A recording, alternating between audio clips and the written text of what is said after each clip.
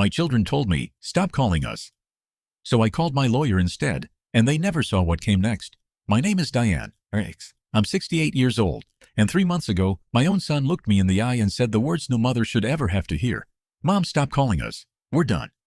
Just like that, 28 years of raising him. Every birthday cake I baked. Every fever I sat up with.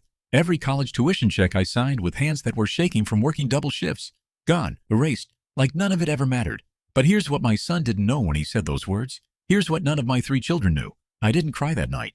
I didn't beg. I didn't call back the next morning apologizing for a mistake I never made. I called my lawyer, and by the end of this story, you'll understand why that one phone call changed everything, and why my children showed up at my door 2 weeks later, shocked, terrified, and finally, for the first time in years, listening. Let me back up. My husband Robert passed away 4 years ago. Heart attack, sudden, no warning. One evening he was laughing at the dinner table. The next morning he was gone. After 39 years of marriage, I was alone in a house that suddenly felt too big, too quiet, too full of memories that echoed in every room. I have 3 children. Ethan, the oldest, 34, a successful architect in Chicago. Megan, 31, married with 2 kids, living just 20 minutes from me. And Cole, the youngest, 27, still figuring out his life. Currently living in an apartment his father and I helped pay the deposit on. I thought I raised them right. I thought I gave them everything I had. Sometimes more than I had, but grief changes people, and apparently, it changed how my children saw me. After Robert died, I leaned on them. Maybe too much at first. I called Megan almost every day. I asked Ethan to visit more. I worried about Cole constantly, texting him things like, "Did you eat today? And please call me back." I thought that was normal. I thought that's what family does when one of you is drowning. But 3 months ago, they staged what I can only describe as an intervention. Except it wasn't about my health. It wasn't about my grief. It was about them. They sat me down at Megan's kitchen table, my own daughter's kitchen table, and told me I was too much, that I was smothering them, that my calls, my texts, my visits were exhausting them. Ethan said he dreaded seeing my name on his phone. Megan said her therapist told her to set boundaries with me. Cole, the baby I stayed up rocking through colic for 6 months straight, just sat there in silence and let his older siblings speak for him. And then Ethan said it. The sentence that ended everything. "Mom, we need space. Stop calling us. We're done." I remember sitting there in my daughter's kitchen, surrounded by family photos on her refrigerator, photos of birthdays I threw, vacations I paid for, a wedding I helped fund, and feeling something inside me go completely, permanently quiet. I didn't argue. I didn't cry in front of them. I simply said, "Okay." I picked up my purse. I walked to my car, and I drove home in silence. That night, sitting alone at my kitchen table with a cup of tea going cold in front of me, I made a decision, not out of anger, not out of revenge, out of clarity. If my children wanted space, I would give them space. Real space. The kind of space they clearly hadn't thought through. Because here's something my children forgot in that kitchen, something they never once considered while they were listing all the ways I had failed them. They forgot who actually built the life they were standing in. The down payment on Megan's house, mine and Robert's money, the seed funding for Ethan's first architecture firm, back when no bank would touch him, ours, Cole's apartment deposit, his car, the emergency loan he never paid back, all from us. And more than that, the trust. The one Robert and I set up years ago, naming all 3 of them as equal beneficiaries. The one that would activate fully when I passed, but that I, as the surviving spouse and trustee, still had complete legal authority over. The next morning, I called my lawyer. His name is Mr. Harrison. He's handled our family's estate for over 15 years. When I told him what happened, there was a long pause on the line. "Diane," he finally said, "are you sure about this?" "I have never been more sure of anything in my life," I told him. Mr. Harrison had been our family lawyer since before Ethan graduated high school. He knew Robert. He knew the kids when they were still kids, not the strangers who sat across a kitchen table telling me I was too much. "Diane," he said again, more carefully this time, "walk me through exactly what you want to do. Because once we start this, it's not something we quietly undo." I took a breath, and for the first time in 3 months, that breath didn't shake. "I want to review the trust," I said. "All of it. The distributions, the timeline, the conditions. Everything Robert and I set up when the kids were still speaking to me like I was their mother, and not a burden they voted to eliminate." There was a pause. Then Mr. Harrison said something I'll never forget. "You know, Diane, I've handled a lot of family estates, and I always tell my clients the same thing. A trust isn't just about money. It's about what a parent's love was worth. On paper, when they can't say it out loud anymore, you get to decide what that looks like. Nobody else." We spent 2 hours that morning going through documents I hadn't looked at closely in years.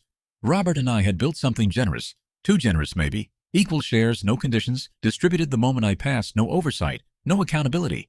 We built it back when we still believed our children would always show up for us the way we showed up for them. But love isn't supposed to be unconditional when it comes to how you're treated. I learned that the hard way, sitting in my daughter's kitchen, though, so Mr. Harrison and I began restructuring, not out of spite, I need you to understand that, out of self-respect. For the first time since Robert died, I was making a decision based on what I deserved, not what I feared losing. We introduced a new clause, a reasonable relationship provision, Mr. Harrison called it. Nothing extreme. Nothing designed to trap or manipulate. Just this. To receive their full distribution, my children would need to demonstrate, over a defined period, actual reciprocal relationship.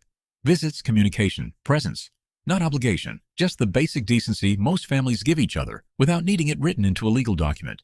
If they chose distance, the trust would still provide for them, but significantly reduced. And a portion I hadn't fully decided on yet, would be redirected towards something else entirely. A scholarship fund, perhaps? Something that would actually carry Robert's name forward with meaning, instead of sitting untouched in accounts owned by children who couldn't be bothered to return my calls. I also did something else, something smaller but somehow harder. I called Megan's mortgage lender, not to interfere, just to formally close out the informal family loan documentation we'd kept open for flexibility. The one that let her refinance at a better rate because Robert and I had co-signed years ago. I converted our position from flexible family arrangement to formal loan, standard terms, standard schedule. Nothing illegal, nothing dramatic, just official, the way it would be for anyone else who wasn't my daughter. I did the same with Ethan's firm. The initial investment Robert and I made, the one that had been sitting as a quiet, interest-free favor for 6 years. I asked Mr. Harrison to draft formal loan terms, reasonable ones, fair ones, but real ones with a repayment schedule like any other investor would require. And Cole's emergency loan for his apartment deposit? I sent a formal letter, polite, professional, requesting repayment terms be established within 30 days, per standard practice for outstanding family loans over $5,000. I want to be clear about something because I know how this might sound. I wasn't trying to destroy my children's lives. I wasn't trying to punish them into loving me. I was simply removing the invisible cushion of unconditional generosity that had let them believe they could speak to me however they wanted, with zero consequences, because Mom would always be there. Pockets open, heart open, dignity apparently optional. Mr. Harrison sent the paperwork out on a Thursday. I didn't hear anything Friday. I didn't hear anything over the weekend. But Monday morning my phone started ringing. And it wasn't just one child calling, it was all three. Ethan called first. Of course he did. Ethan always needed to be the one in control of a situation, even one he had no control over anymore. Mom, what is this? His voice had an edge I hadn't heard directed at me before. Not anger exactly. Panic wearing anger's clothes. I got a letter from a lawyer about the investment. Formal repayment terms. What's going on? I was standing in my kitchen, the same kitchen where I'd sat alone with my cold tea 3 months earlier. I looked out the window at Robert's old garden, mostly overgrown now, and I answered as calmly as I could manage. It's exactly what it says, Ethan. Your father and I made you an interest-free loan for your firm. It's being formalized. Standard terms, nothing more, nothing less. But, Mom, that money was a gift. You always said... I said a lot of things when I thought we had the kind of relationship where support went both directions. I said, you made it very clear 3 months ago that we don't have that anymore, so I'm treating the arrangement accordingly. Silence. Real silence. The kind that tells you someone on the other end is recalculating everything they thought they understood about a situation. Is this about what I said, about needing space? This is about the fact that you asked for space, and I'm respecting it, I said. Fully. We're in every part of our relationship, not just the parts that were convenient for you. He didn't have a response for that. He said he needed to think, and he hung up. Megan called 20 minutes later, and she didn't bother easing into it. Mom, the bank called me. About the house. What did you do? I formalized the loan documentation, I said. You've been paying an informal family rate for years. That arrangement existed because we were close. You told me we're not close anymore, so. That's not. Mom, that's manipulative. You're punishing me because I said I needed boundaries? That word again. Boundaries. I'd heard it so many times over the past 3 months, it had started to feel meaningless. A word borrowed from a therapy session and weaponized against the person who raised you. No, Megan, I said, and my voice stayed level, steady, the way I used to talk her down from panic attacks before big exams in high school. A boundary is something you set for yourself. What you did in your kitchen wasn't a boundary. It was an ultimatum. And ultimatums, by definition, come with consequences on both sides. You set yours. I'm simply setting mine. She was crying by the end of the call. I felt it, that old, automatic pull in my chest, the one that makes a mother want to fix everything, apologize for existing, take back every ounce of self-respect just to stop her child's tears. I didn't give in to it. Not this time. Cole didn't call. Cole texted. Mom, what's happening? Did Ethan and Megan do something? That text told me everything I needed to know. My children weren't even talking to each other honestly about what was happening. They were each calling me in isolated panic. Each convinced this was somehow personal, somehow about them individually, without realizing the truth. This wasn't personal. This was consistent. Okay, I texted back. Nothing happened except me finally listening to what you three told me in Megan's kitchen. Call your siblings. Talk to each other. Then if you want to talk to me, you know where I am. He didn't respond right away. For 4 days there was quiet. An eerie, unfamiliar quiet. Different from the silence of the past 3 months. That old silence had felt like punishment, like exile. This new silence felt like something shifting underground, tectonic and slow. On the 5th day, a Saturday, I heard a car pull into my driveway, then another, then a third. I looked out my front window and saw all 3 of my children standing on my porch, together. For the first time since Robert's funeral, Ethan was pacing. Megan's eyes were red, like she'd been crying the whole drive over. Cole just stood there, hands shoved in his jacket pockets, looking younger than 27, looking like the boy who used to wait by the door for me to come home from work. I opened the door before they could knock. "We need to talk," Ethan said, "or actually talk, not on the phone." I looked at my 3 children standing on the porch of the house they grew up in, the house their father and I built a life inside of, the house that suddenly, finally, had their full attention again. And I said the only thing that felt true. "I've been ready to talk for 3 months. The question is whether you 3 are finally ready to listen." Whoa. I stepped aside and let them in, not into the kitchen this time. I'd had enough of kitchens deciding my worth. I brought them into the living room, Robert's old armchair still sitting empty by the window, and I sat down across from all 3 of them like I was the one running this meeting now. Because I was. Before anyone says anything, I said, "I want to know one thing. Whose idea was it? That day in Megan's kitchen. Who decided that was how we were going to handle this?" Silence. Then Megan spoke quietly, staring at her hands. "It was mine," she said. "But Mom, it wasn't really about you calling too much. I mean, it was, but it was bigger than that." "Explain it to me." She looked at Ethan. Ethan looked at the floor, and then slowly the real story came out, the one hiding underneath the excuse they'd rehearsed in that kitchen 3 months ago. Megan's husband had lost his job 7 months earlier. They were drowning, quietly, secretly, too proud to tell me, because admitting it felt like admitting failure. Every time I called to check in, cheerful, asking about the kids, asking if they needed anything, Megan said it felt like pressure. Not because I was doing anything wrong, but because she couldn't stand the thought of me finding out how bad things had gotten. And so instead of telling me the truth, she turned my love into the problem. It was easier to call me too much than to say, "I'm ashamed and I don't know how to tell you." Ethan's firm was struggling. 2 major clients had pulled out that same year, and he was terrified of losing everything he'd built. Terrified of coming to me in Robert's memory as a failure. Terrified I'd look at him and see the son who squandered our investment. My calls, asking how the firm was doing, weren't intrusive. They were unbearable, because every question felt like a countdown to a conversation he wasn't ready to have. And Cole, my youngest, the quiet one on that porch, finally spoke. "I got engaged," he said, 4 months ago. "And I didn't tell you." I felt something crack open in my chest.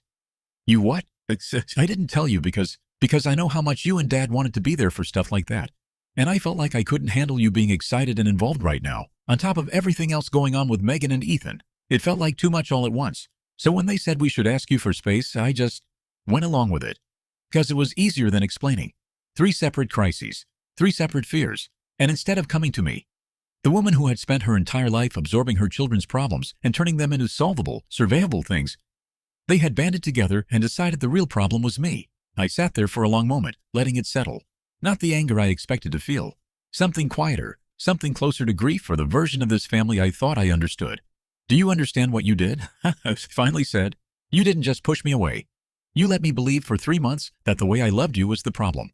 That reaching out to my own children after losing my husband, after losing the only partner I had left in this world, was somehow me being too much. Do you have any idea what those 3 months did to me?" Megan started crying again. Ethan's jaw was tight, fighting something. Cole just looked at me, and for the first time in the whole conversation, looked like he actually saw me, not as an obstacle, not as a burden, but as his mother. "We're sorry," Cole said. "We really are. We just didn't know how to say any of this. So we said something else instead. And it was wrong." Or I let the silence sit a while longer before I spoke again. "I'm not undoing the paperwork," I said. "Not yet. Not until I see for myself over time that this isn't just panic talking because a lawyer sent you letters. I'm not interested in being loved because you're afraid of losing money. I'm interested in being loved because I'm your mother, and I raised you, and I deserve better than what happened in that kitchen." Ethan nodded slowly. "That's fair." "It's more than fair," I said. "It's the least I'm owed." We talked for another 2 hours that day. Not about money, not about trusts or loans or legal letters, about Megan's husband's job search, about Ethan's firm and the fear he'd been carrying alone, about Cole's engagement, and how despite everything, I cried happy tears the moment he showed me the ring on his fiancée's photo. It's been 6 weeks since that Saturday. My phone rings more now, not out of obligation, not out of guilt, but because they're actually calling, actually showing up. Megan brought her kids over last Sunday for dinner, no occasion, just because. Ethan calls twice a week now, sometimes just to vent about work, the way he used to before Robert died. I haven't reversed the trust changes. Mr. Harrison says I shouldn't rush that decision, and he's right. Trust once broken isn't rebuilt with an apology and one good afternoon on a porch. It's rebuilt slowly, consistently, the same way it's broken. But something did change that day. My children finally saw me, not as a burden to manage, but as a person. A mother who gave everything, who still had a spine left underneath the grief, and who was finally done apologizing for loving them the only way she knew how. If you're a parent who's ever been made to feel like too much for simply caring, I hope this story reminded you of something important. Your love was never the problem, and sometimes the people who need boundaries the most are the ones who accuse you of needing them first.